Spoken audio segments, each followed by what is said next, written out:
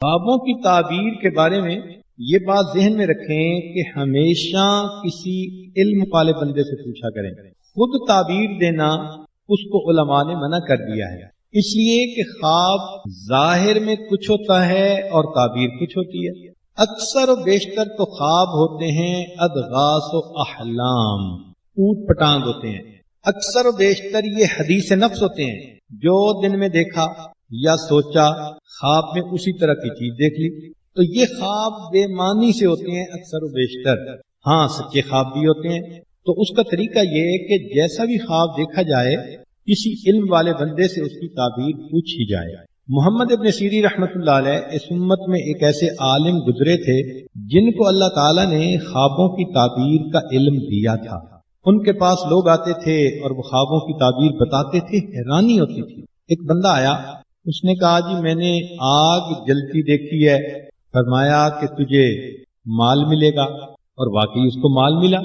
پھر کچھ عرصے بعد ایک دوسرا بندہ آیا، اس نے کہا جی میں نے خواب میں آگ جلتی دیکھی ہے، بھائی تجھے پریشانی ملے گی، اور اسے واقعی پریشانی ملی. تو شاگرد نے پوچھا کہ حضرت پہلے نے خواب دیکھا تو مال ملا اور اس نے خواب دیکھا تو پریشانی ملی، تعبیر مختلف کیوں؟ تو فرمایا کہ پہلے نے آگ دیکھی تھی سردی کے موسم میں، سردی کے موسم میں آگ راحت پہنچاتی ہے، تو میں نے تعبیر دی کہ تمہیں مال ملے گا، راحت ملے گی. دوسرے نے آگ دیکھی گرمی کے موسم میں، اور گرمی میں آگ تکلیف کا سبب بنتی ہے، میں نے تعبیر دی کہ تمہیں مشکل میں پہنچے گی. اب دیکھو اتنی باریک سی بات پہ تعبیر بدل گئی. ایک نوجوان آیا، زاروں قطار رو رہا تھا، بھائی کیا ہوا؟ وہ جی میں نے خواب دیکھا ہے، میرے جیسا بدبخت تو دنیا میں کوئی نہیں. کیا دیکھا؟ وہ جی میں نے خواب میں دیکھا ہے میں اپنی والدہ سے بدکاری کر رہا ہوں.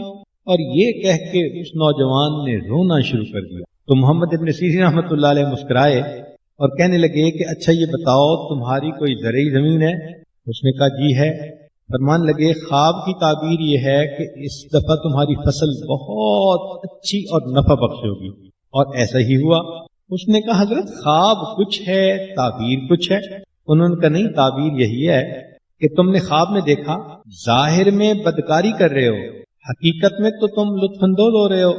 تو زمین بھی انسانوں کے لیے ماں کا رتبہ رکھتی ہے.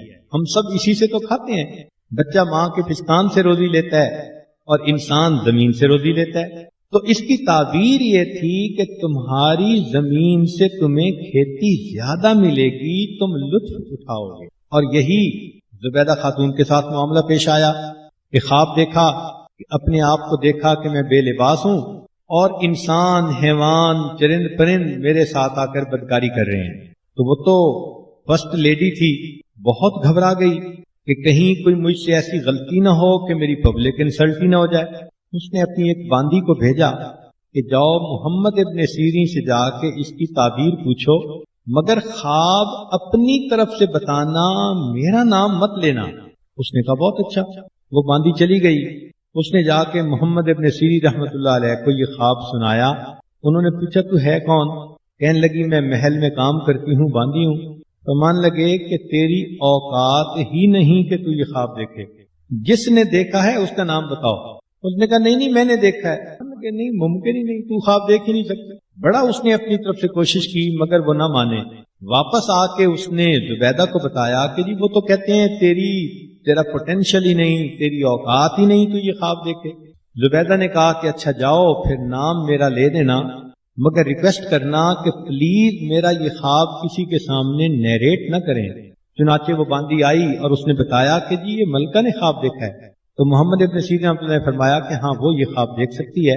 تعبیر یہ ہے کہ اللہ تعالی ملکہ سے کوئی ایسا نیکی کا کام کروائیں گے جس کام کا فائدہ انسان، حیوان، چرند اور پرند اٹھائیں گے. اب ظاہر خواب دیکھو کیا ہے اور تعبیر کیا ہے.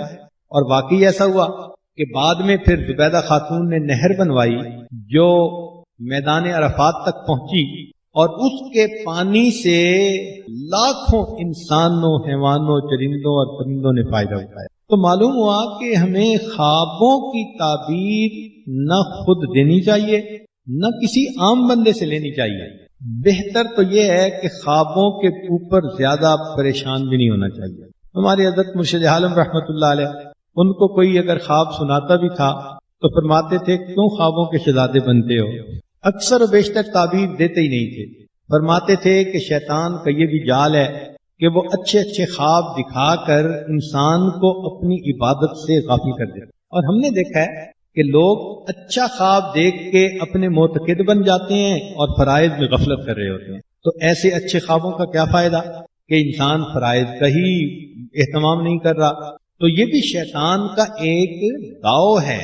اچھا، بعض لوگ بڑے اچھے اچھے خواب سنائیں گے اور ظاہر میں دیکھو تو 5 نمازوں کی پابندی ہی نہیں. تو یہ سب شیطان کا حربہ. شیطان ان کو اپنے آپ پر فریفتہ کر دیتا ہے اور ان کے دل میں ڈال دیتا ہے تو بڑا نیک ہے جی، میں بڑے اچھے خواب دیکھتا ہوں. ہماری حضرت رحمۃ اللہ فرمایا کرتے تھے کہ اگر تم خواب میں دیکھو کہ میں بادشاہ بن گیا تو کیا آنکھ کھلنے کے بعد بادشاہ بن جاؤ گے؟ کہتا نہیں. فرمایا تو پھر کیا ہے، اگر تم نے خواب میں دیکھ بھی لیا کہ تم بڑے ولی بن گئے ہو تو پھر بنے تو نہیں ہو نا بھی. اور یوسف علیہ السلام کے خواب کو دیکھیے کہ سچا خواب تھا اور یعقوب علیہ السلام نے اس کی تعبیر بھی دے دی تھی. اس خواب کو پورا ہونے میں کہیں 30-40 سال لگ گئے. تو سچا خواب ایک اللہ کے برگزیدہ بندے دیکھتے ہیں، اللہ کے نبی تعبیر دیتے ہیں، اس کو پورا ہونے میں 20 سال سے اوپر لگ گئے. تو ہم اگر کوئی ایسا خواب دیکھ لیں تو اس پہ فریفتہ ہونے کی کیا ضرورت ہے؟ اس لیے خوابوں کا بیان کرنا اور خوابوں کے پیچھے پڑے رہنا یہ کوئی اچھی بات نہیں ہے. ہاں، اچھے خواب کا ایک فائدہ ضرور ہے. جو انسان خواب دیکھتے ہیں نا راتوں کو، بڑے اچھے اچھے خواب دیکھا، جنت دیکھی، یہ دیکھا، وہ دیکھا، تو بس ان اچھے خوابوں کا ایک فائدہ ضرور ہے کہ وہ برے نہیں ہوتے. اسی پہ خوش ہو جائے کہ الحمدللہ میں نے خواب دیکھا جو برا نہیں تھا. اس کے پیچھے کیا پڑھنے کی ضرورت ہے؟ باجید بستامی رحمۃ اللہ کا ایک مرید تھا، روز خواب میں جنت دیکھتا تھا. حضرت کو ملنے کے لیے آیا. انہوں نے فرمایا کہ بھائی سنے تم روز خواب میں جنت دیکھتے ہو. تو بڑے نخرے میں جی میرے اوپر اللہ کا بڑا کرم، بڑا فضل. پہچان گئے. فرمانے لگے کہ اچھا اب جب خواب میں جنت دیکھو تو لا حول پڑھ لینا. وہ چپ ہو گیا مگر دل میں سوچنے لگا کہ میرے پیر صاحب بھی میرے ساتھ جیلس ہو گئے ہیں. واپس اپنے گھر آیا. اب جب رات کو سویا تو پھر خواب میں جنت دیکھی. یہ شیخ کی توجہ تھی، یہ شیخ کا اخلاص تھا کہ خواب میں اسے یہ خیال آیا کہ مجھے تو حضرت نے لا حول پڑھنے کا حکم دیا تھا. جیسے ہی لا حول پڑھا وہ سارا نقشہ ہی ختم ہو گیا.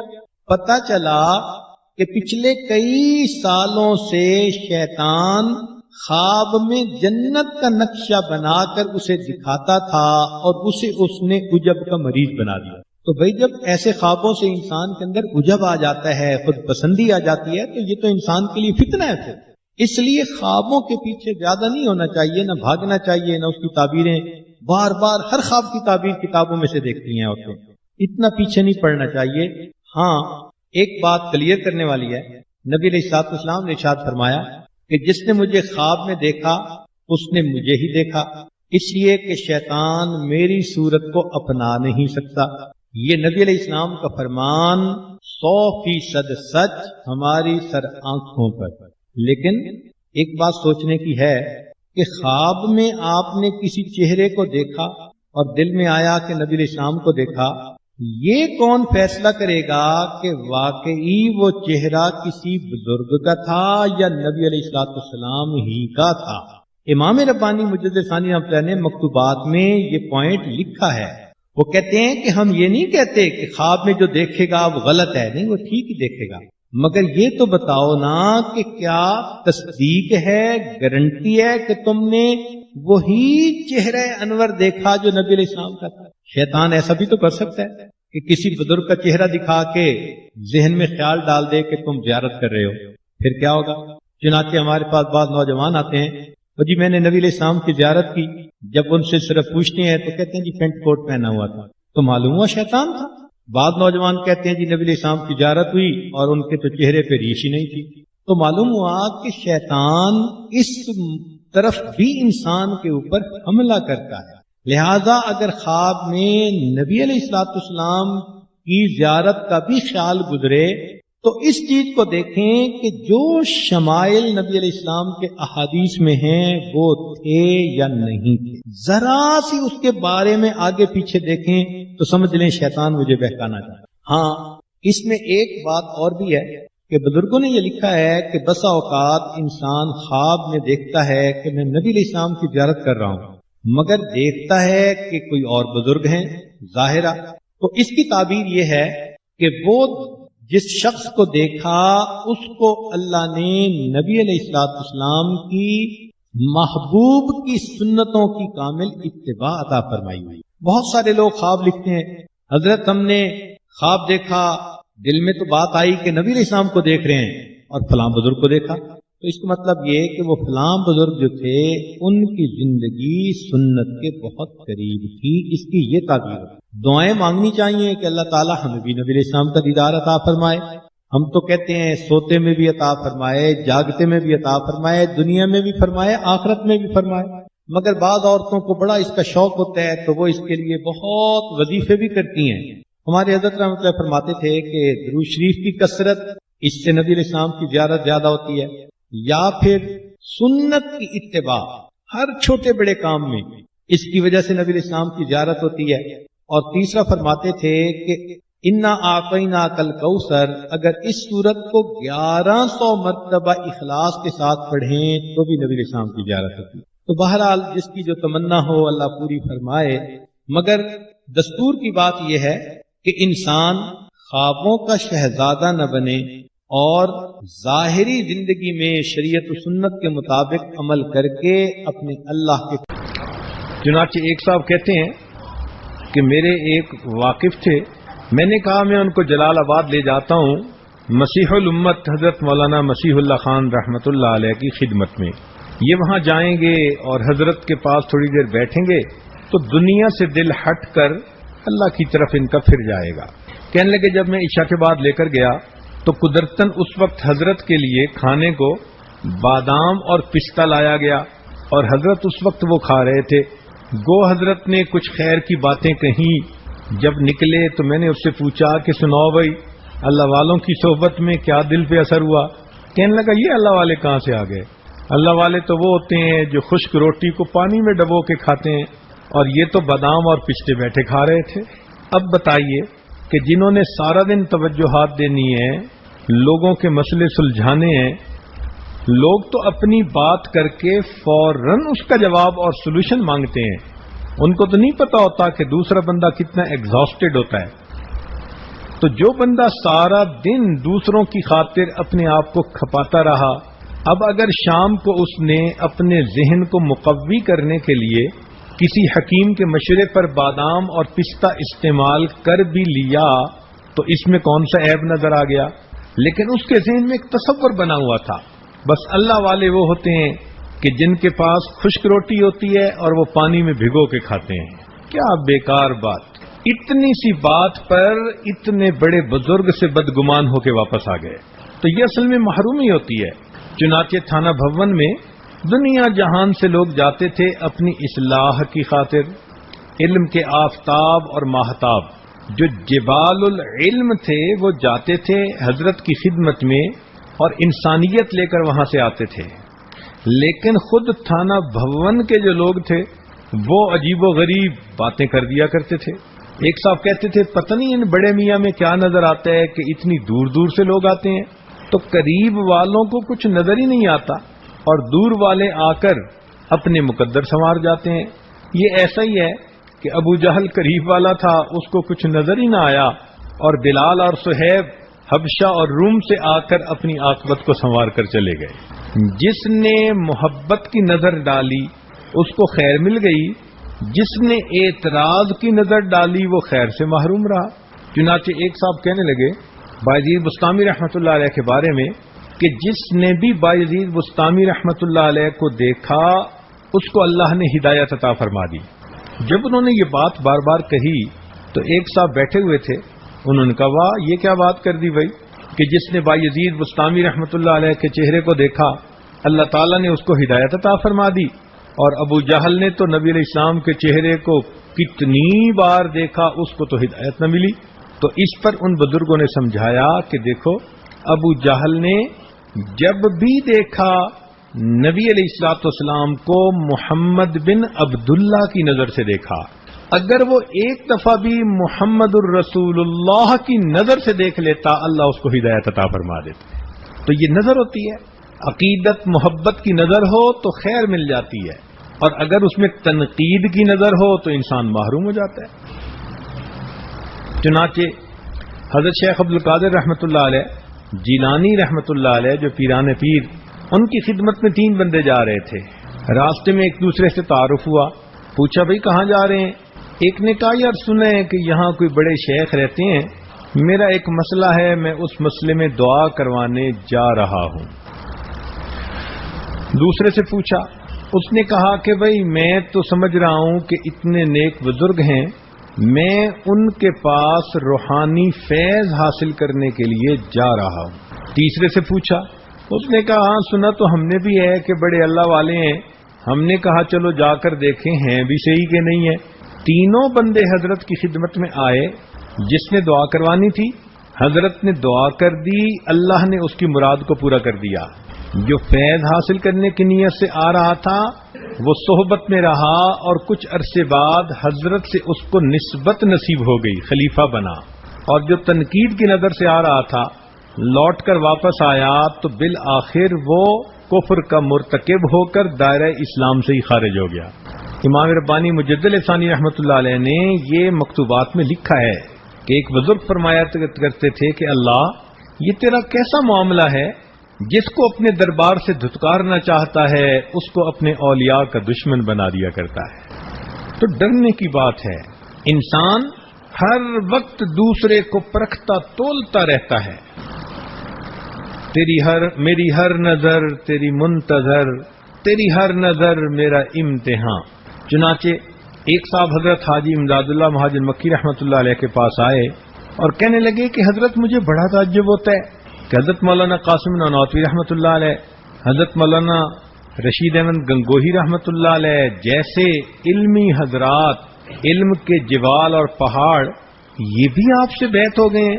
تو حضرت کی خدمت جو طبیعت میں بہت تواضع تھی.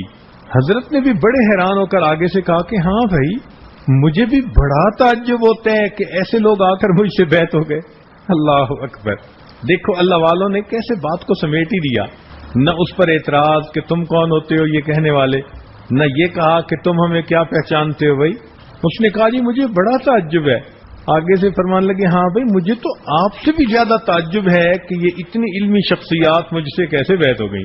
اور جو حضرت حاجی صاحب کا مقام جانتے تھے، حضرت مولانا قاسم نانوتوی رحمۃ اللہ علیہ، وہ حضرت کا اس قدر ادب کیا کرتے تھے کہ انسان حیران ہو جاتا ہے. اے خدا جو ایم توفیق ادب کہ بے ادب محروم مان فضل رب. اس لیے شیطان بدگمانی کے ذریعے انسان کے دل میں دوسرے کے بارے میں غلط تاثر پیدا کر دیتا ہے. حقیقت حال یہ ہے کہ نبی علیہ السلام نے ارشاد فرمایا المؤمن مرآۃ المؤمن، مومن مومن کا آئینہ. اب آئینے میں انسان دیکھے تو اپنی شکل نظر آتی ہے، جیسی شکل ہوگی ویسی نظر آئے گی. تو انسان اللہ والوں کو دیکھتا ہے تو اگر ان کو دیکھ کر دل میں محبت پیدا ہو رہی ہے، سنت نظر آ رہی ہے، اللہ رب العزت کا عشق ان کی زندگی میں نظر آتا ہے، تو انسان سمجھ لے کہ ہاں بھائی میرے اپنے دل میں بھی یہ نعمت موجود. اور اگر ان کو دیکھ کر طبیعت کے اندر بدگمانی پیدا ہو رہی ہے تو سمجھ لے کہ یہ تو ایک آئینہ تھے، انہوں نے مجھے میرا چہرہ دکھا دیا. بعض لوگ اللہ والوں کو ناپنا تولنا شروع کر دیتے ہیں. یہ ایسا ہی ہے کہ جیسے کوئی سنار ہمالیہ پہاڑ کو اپنے ترازو سے تولنے بیٹھ جائے. بھئی ترازو تو تمہارا تولے مشکل سے ویٹ کر سکتا ہے، اور اس کے اوپر تم ہمالیہ پہاڑ کو تولنے بیٹھے تو کیا بنے گا. تو بجائے اس کے کہ انسان دوسروں کی ناپ تول کرے اور ان پر اعتراض کرے، انسان بدگمانی سے اللہ رب العزت کی پناہ مانگے. حضرت ثانوی رحمۃ اللہ علیہ نے لکھا ہے ایک عورت اپنے بچے کی نیپی تبدیل کروا رہی تھی تو اس کی کہیں انگلی کے اوپر تھوڑی سی نجاست لگ گئی. اتنے میں گھر کے بچوں نے شور مچا دیا، پہلی کا چاند نظر آ گیا، پہلی کا چاند نظر آ گیا، اس نے سوچا چلو میں بھی پہلی کا چاند دیکھ لوں۔ اب یہ پہلی کا چاند جب دیکھنے لگی تو عورتوں کی عادت ہوتی ہے کہ انگلی اپنے ناک پہ رکھ لیتی ہیں، اس نے انگلی اپنے ناک پر رکھی، جب چاند کو دیکھا کہنے لگی ہاں ہے تو پہلی کا چاند، پتہ نہیں اس دفعہ بدبودار کیوں ہے؟ تو وہ فرماتے ہیں کہ چاند بدبودار نہیں تھا، اس کی انگلی کی بدبو اس کی ناک میں آ رہی تھی۔ تو اعتراض کرنے والوں کو دیکھا عام طور پر ان کا یہی معاملہ ہوتا ہے۔ یہاں ایک نقطے کی بات سمجھنے کی کوشش کریں کہ شیطان انسان کے ذہن میں برے وسوسے ڈالتا ہے، اس وسوسے کو اگر آپ اپنے ذہن سے نکال دیں تو پھر آپ بدگمانی سے بچ جائیں گی۔